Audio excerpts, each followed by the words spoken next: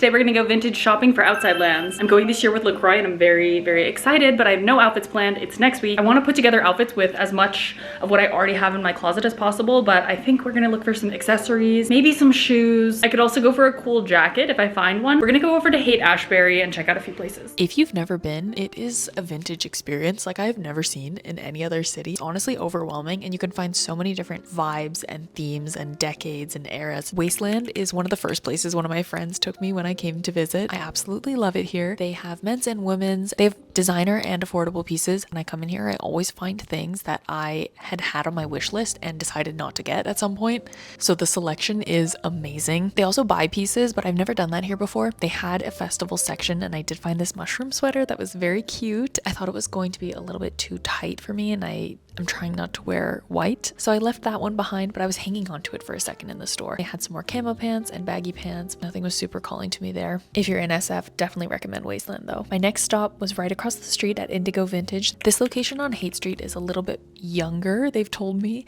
I would say the pieces were definitely on the smaller side. So as someone who's like a medium top, I honestly felt like a lot of the tops there, like the cutesy ones, were way too small. They had really cute jackets. There were pieces that were also very funky, groovy, cool patterns, flowy tops, things that were also outside my comfort zone but more festival-y, so could just be my taste. I love the Indigo Vintage at the marina because I feel like the pieces tend to be a little more staples, if that makes sense, as opposed to fancy fun going out. I love the way they decorate the shelves though. It's so cute in here. My last stop was over to 2nd Street, and I swear I got so intimidated here because everyone is dressed so cool. I was just wearing the most basic outfit, so I felt like an imposter walking in there. They focus more on streetwear, but they always have really cool things, and their stuff is priced pretty well too. They had this leather jacket that I couldn't pull off these colors, but someone needs to go back and get this jacket because it would just make the most perfect outfit for Outside Lands. It was so sick. I love the color combination. Somewhere in the back I found this Cobalt members only jacket that I fell in love with. This was such a perfect find for Outside Lands. It was a good call going to 2nd Street. I wanted to go to a couple more stores like With Love or Decades of Fashion, but I was running late to go meet my friend for coffee, so that was my last stop.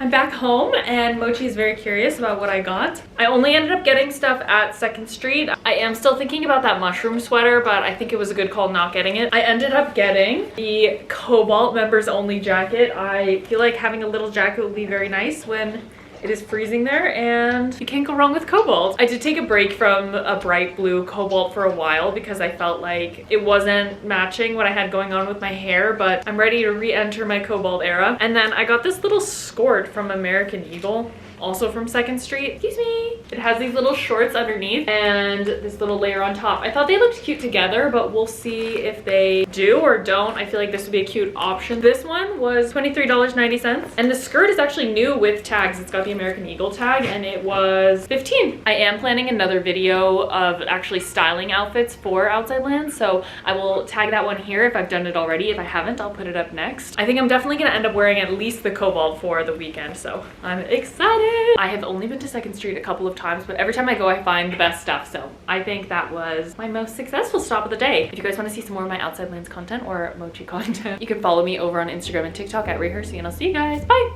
Say bye, Mochi!